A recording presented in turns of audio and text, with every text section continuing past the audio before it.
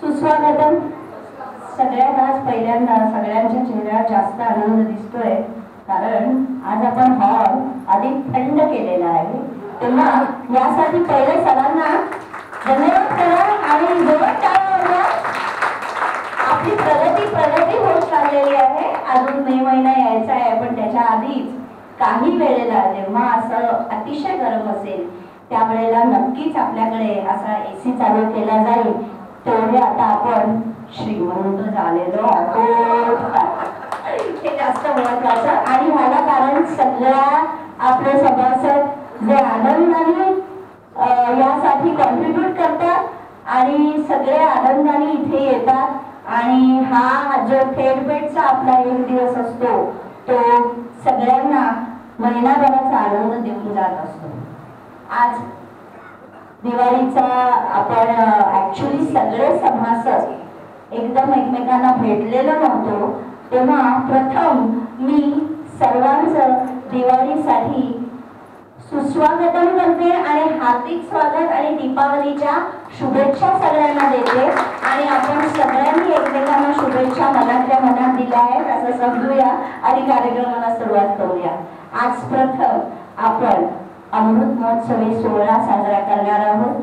त्यासाठी मी जयाताई जेजुरकर यांना सांगते की त्यांनी स्टेजवर यावं. सुप्रियाताई यांना स्टेजवर घेऊन यावं.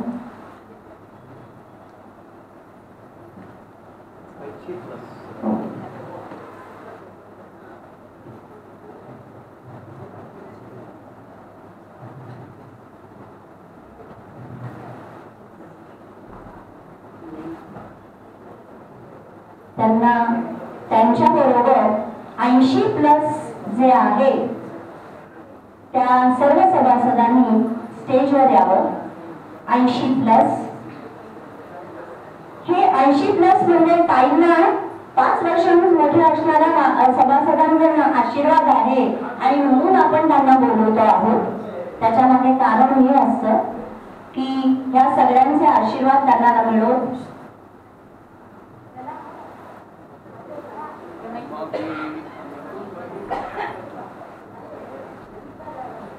अजून सुनंदाताई,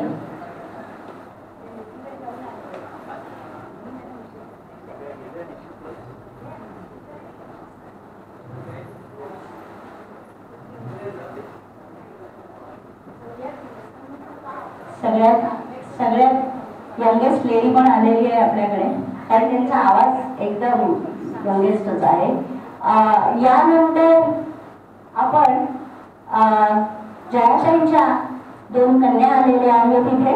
त्या दोघी जणींना मी स्टेजवर येण्याची विनंती करते.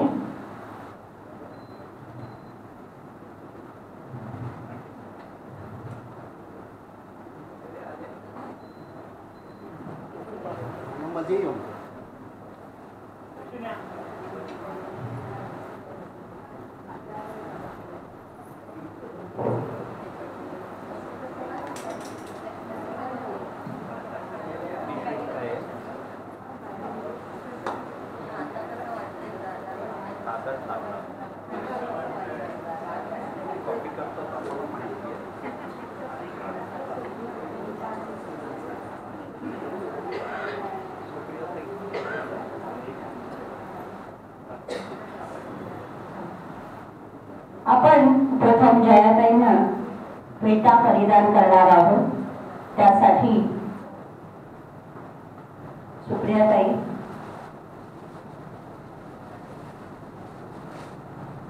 फेटा परिधान करेल.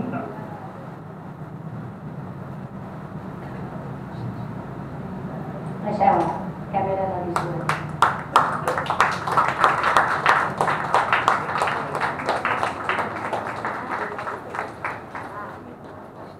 त्यानंतर अलकाताई जयाताईंचं औक्षण करतील.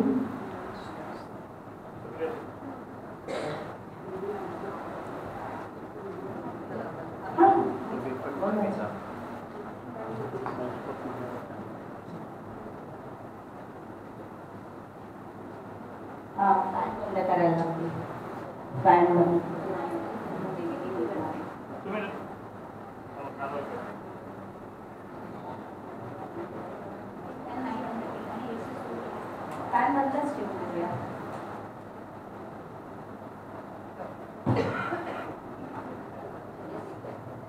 अलकाताई आणि सुप्रियाताई जयाताईंचं औक्षण करतील.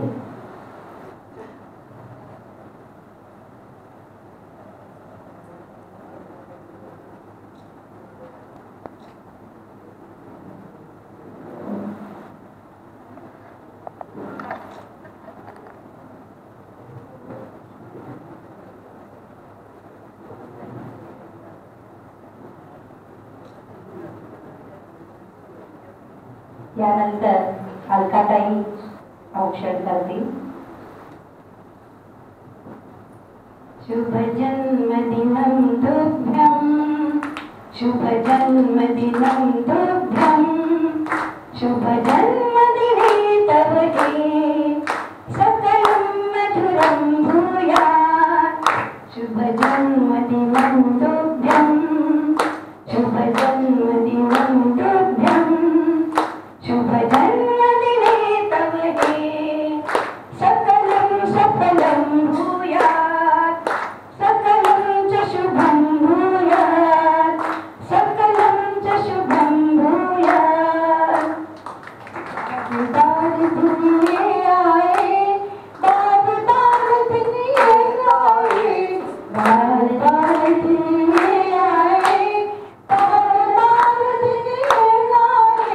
तुमकी अब हजारों साल ये यही है आरज़ू.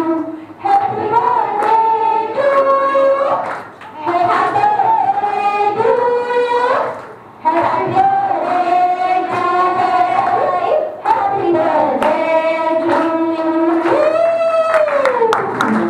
आता सुप्रियाताई शाल अर्पण करतील.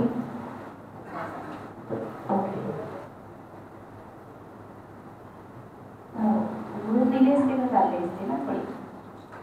हा उडून द्या ना, म्हणजे त्यांच्या अंगावर बसेल छान. नाही तर एका खांद्यावर द्या, म्हणजे गरम नको व्हायला त्यांना. आज कोणालाच गरम होणार नाहीये. तर आज कोणी जागेवरनं सुटायचं नाहीये. फक्त ब्रेक मध्ये 5 मिनिटासाठी, बाकी सगळ्यांनी इथेच बसायचं आहे. यानंतर मी जयाताईंना अशी विनंती करते की त्यांनी त्यांचं मनोगत व्यक्त करावं.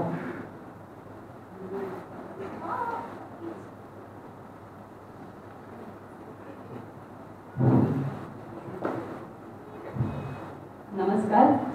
आज माझी 75चा सोहळा इथे कौतुकाने केला जातोय आणि निरोगामध्ये माझं हे कौतुक माझ्या घरच्या कुटुंबा इतकंच केलं जातंय. याचा मला खूप आनंद होतोय. आणि मला माझी 75 घरी पण केली गेली, पण त्यावेळेला यावेळेला माझे मिस्टर नव्हते. माझी मुली, माझ्या जावयांनी माझं भरपूर कौतुक केलं. भरपूर मला म्हणजे त्यांचेही आशीर्वाद दिले, माझे आशीर्वाद त्यांना मिळाले.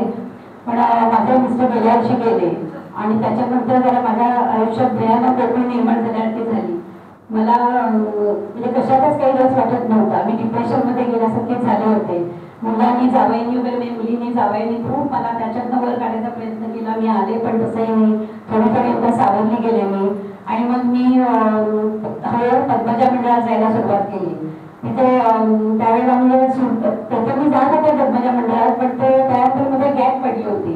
परत मी सुरुवात केली जायला. तर मग एक सुप्रियाताईंनी मला सांगितलं की अगं आपल्या इथे मंगळवारी नियोगा केंद्र सुरू होतं, तिथे तू पहिला तू येत जा. कारण ते नियोगा केंद्र त्यावेळेला गुरुवारी होतं, गुरुवारी चालू होत होतं.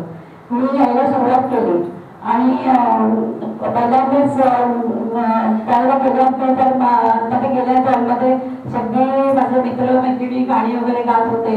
आणि मला जरा म्हणजे बापरे म्हटलं आपला नंबर येणार की काय आता गायला. थोडीशी मी घाबरलेच होते. आणि सांगितलं असं प्रत्येकाने चान्स देत होते, गायला सांगत होते.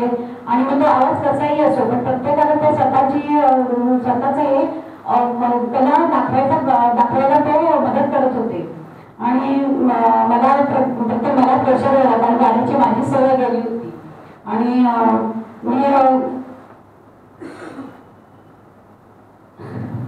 मी गाणं येत नाही म्हटल्यावर सर म्हणाले निदान नाचले बोलून नाचले तरी गाणं म्हणा. बापरे, म्हणजे स्थितीत त्या माणसाला अशी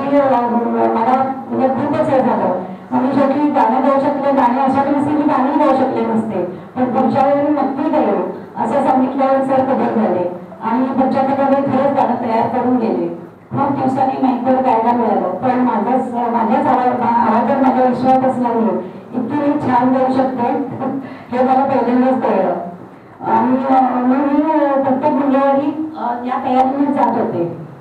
खानोलकर सरांनी सर्वांच्या कलागुणांना वाव दिला, वेगवेगळी वाद्य वाजवणं, गाणी म्हणणं, त्यामुळे स्वतःचा विश्वास वाढत गेला. खानोलकर सरांची या संधीसाठी मी खूप आभारी आहे. आणि वेगवेगळ्या केलं तसं नावाप्रमाणे सर्वांचाच विनोळ्या करतो. आणि तसंच मी आमच्या चित्र्यातही नंतर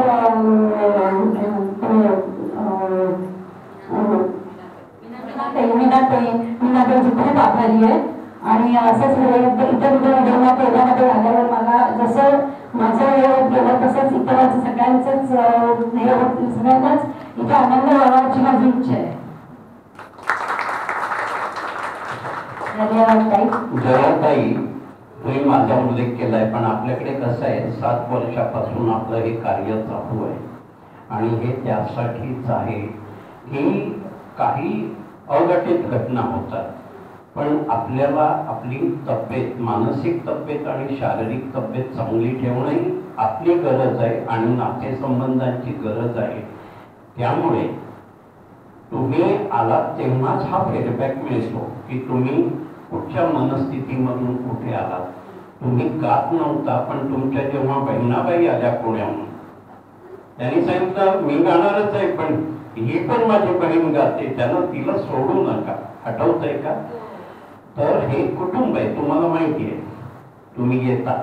तर पुढच्या 25 वर्षाचं प्लॅनिंग करा. किती जगायचं आपल्या हातात नाहीये, कसं जगायचं आपल्या हातात आहे. 75 म्हणजे म्हणून तुमच्या डोक्यावर 86+ बसवलेले आहेत. 2 तर मागे डोक्यावरच उभे आहेत. तर येत राहा आणि आपल्याला मानसिकरित्या आणि शारीरिकरित्या ठीक ठेवा. धन्यवाद सर. अगदी तुम्ही मगाशी म्हणाला तसं सरांनी परत तेच सांगितलं की 80+ आपल्याकडे येऊन आपल्याला आशीर्वाद देत आहे, ते आपण 100 नक्की गाठणार. आणि जेव्हा ते मला मुद्दामून स्पेशली सांगायचं की तुमचं गाणं मी जेव्हा तुम्ही मला फोन केला होता तेव्हा की मी झालंय तर मी गाणं म्हणू का, पण खरोखरी तुम्ही गाणं खूप छान म्हणता, पण त्याच्यानंतर मला जास्त दिसलं नाही गाणं म्हणायला यायला. तर यापुढे येत राहा. आता जर काही प्रॉब्लेम म्हणजे कुठे गेला नसा काही तर नक्की येत जा आणि मंगळवारी येऊन आपला कांदिवलीचा कार्यक्रम. अच्छा, मी बऱ्याच वेळा नसते, आता नव्हते 1 महिना, पण तुमचा आवाज खूप छान आहे, मस्त गात राहा इकडे. ओके, मी त्यांच्या दोन्ही मुलींपैकी दोन्ही जणींनी एकदा जरा आपलं मनोगत व्यक्त करा. नमस्कार, मी आईची लहान मुलगी, काही प्रिपेअर्ड नाही आहे, सो एक 2-4 वाक्य. उज्ज्वला केरकर. सो मी मुलुंडला असते आणि जसं आईने सांगितलं की मागच्या वर्षी बाबांनंतर ते एकटे पण आलं होतं तिला. सो सतत आमचे सकाळ संध्याकाळ फोन असायचे आणि कधी नाही उचलला तर ते टेन्शन यायचं की ती फोन का उचलत नाहीये, मग कोणाला तरी पाठवा की बघा घरी आई बरोबर आहे की व्यवस्थित आहे की नाही. असंच एक मंगळवार संध्याकाळी नेहमीसारखं माझ्या डोक्यातून गेलं की मी मंडळ तिने जॉईन केलंय. कॉल केला, उचलत नव्हती. मी माझ्या बहिणीला कॉल केला, तिलाही कळेना की काय झालं. मी माझे सासरे स्वतः पाठवलं शेवटी की जरा जाऊन प्लीज बघा, कारण मी मुलुंडला असते ते इथे असायचं तेव्हा. मग तेव्हा आला ते म्हणजे नाही ती घरी नाही आहे, पण ती बाहेर जाताना मी बघितलं होतं. मग आल्यावर ते सांगितलं होतं मी फोन सायलेंट ठेवलेला, मी मंडळामध्ये होते आणि खूप माझा गाण्याचा प्रोग्राम होता आणि शी वॉज सो हॅपी की इतकं बरं वाटलं की चला ती खुश झाली, ती रमते या कुटुंबामध्ये. सो खरंच नावाप्रमाणे विरंगुळा तिच्या आयुष्यातला एक विरंगुळा झालाय. आम्हाला एक थोडं रिलॅक्सेशन आहे की जरा एक तरी आठवड्यातनं 1 दिवस तिच्यासाठी ती काढते, मजा करते. सो सगळ्यांना थँक्यू आईला सांभाळल्याबद्दल. आणि असं जसं काका बोलले की किती जगायचं आपल्या हातात नाही आहे, कसं जगायचं हातात आहे, एकदम परफेक्ट आहे. अशीच जर आई राहिलीच ना तर पुढची कितीतरी वर्ष खूप छान आणि हेल्दी राहशील, हे नक्की. थँक्यू. नमस्कार, माझं नाव विनल, मी दादरला असते. आणि असं आता उज्ज्वलाने जे सांगितलं ना तेच विचार सगळे माझ्या मनात आहेत. म्हणजे बाबा गेल्यानंतर खरंच तिच्या आयुष्यात पोकळी निर्माण झाली आणि आम्ही दोघीच मुलगा नाही आईला. आणि दोघी आम्ही आमच्या संसारामध्ये इतक्या गुरफटलोय ना की आम्हाला सतत येता येत नाही. त्यामुळे मी आईला त्याला सांगितलं होतं लगेच एका महिन्यातच की जरा तुझं सगळं झालं ना सिरसावर, की डोंबिवली असं शहर आहे जिथे या सगळ्या फॅसिलिटीज फार सुंदर आहेत, म्हणजे मंडळ वगैरे. तर तू जेवढी मंडळ जॉईन करता येतील ना सोमवार ते शनिवार सगळे जॉईन कर. लिटरली म्हणजे अजूनही सांगेन की अजूनही 4 मंडळ जॉईन कर, घरात थांबू नकोस, कारण एकटेपणा हा फार वाईट असतो. तर फॉर्च्युनेटली तिने पद्मजा जॉईन केलं. पद्मजानंतर आता विरगुळ, आणि आता तर ती रोज या मंडळाबद्दल बोलते. आज मी हे गाणं म्हटलं, मग खानविलकर सरांनी मला असं पोस्ट केला, मग असं झालं तसं झालं, आणि मग ती प्रिपरेशन करते त्या गाण्यांची. जरा बघ मी हे सिलेक्ट केलंय आणि गाणी म्हणत असते, आम्हाला ऐकून दाखवते. म्हणजे खरंच आम्हाला आमच्या आयुष्यात हा विरंगुळाने इतकं योगदान दिलं ना की आम्ही आमचा संसार तिकडे जरा व्यवस्थित करू शकतो.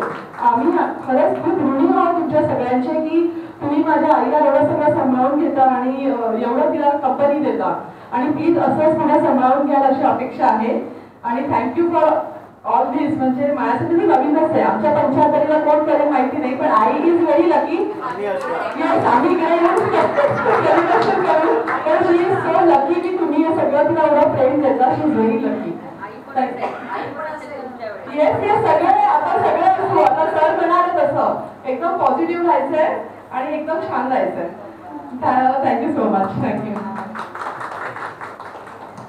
आणि विनय तुला अजून आम्ही तेव्हा ऐकणार होतो तुझी पण 75 करायला, पण एक लक्षात आलं ना आमच्याकडचे कोणी हातात काठी घेऊन आलेले आहेत का वर चढायला?